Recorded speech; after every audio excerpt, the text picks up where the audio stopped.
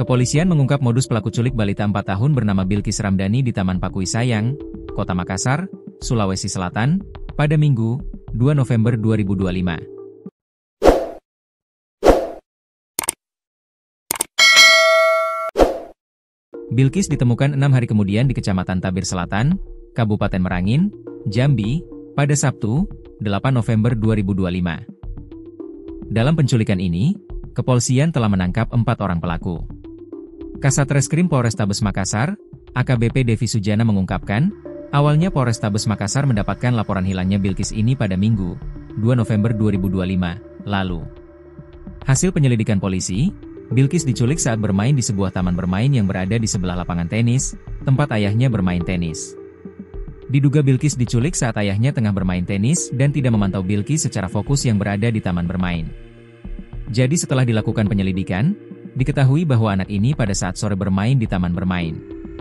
Sementara ayahnya sedang bermain tenis, kata AKBP Devi dilansir program Sapa Indonesia Malam, Kompas TV, Senin, 10 November 2025. Momen itulah yang kemudian dimanfaatkan oleh pelaku penculik pertama berinisial SY, 30, untuk menculik Bilqis. Menurut AKBP Devi, SY saat itu menculik Bilqis dengan modus menjadikan anak-anak kandungnya sebagai umpan.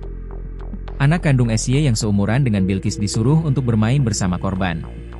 Setelah anak kandung SY dan Bilqis sudah merasa dekat usai bermain bersama, barulah SY mengajak Bilqis untuk pergi ke rumahnya. Pelaku ini mengarahkan anaknya untuk bermain dengan korban. Jadi ketika sudah dekat antara korban dan anaknya, pelaku, dan diajaklah korban untuk ikut ke kediaman pelaku tersebut, jelas AKBP Devi. Oleh karena itu dalam rekaman CCTV saat awal Bilqis diculik, tampak Bilqis tak merasa ketakutan atau melawan saat diajak pelaku ke kediamannya.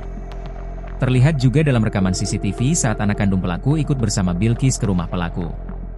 Sehingga kalau kita ketahui dalam video, rekaman CCTV, tidak ada ketakutan atau perlawanan dari korban karena sudah terlebih dahulu dekat dengan anak pelaku, imbuh AKBP Devi.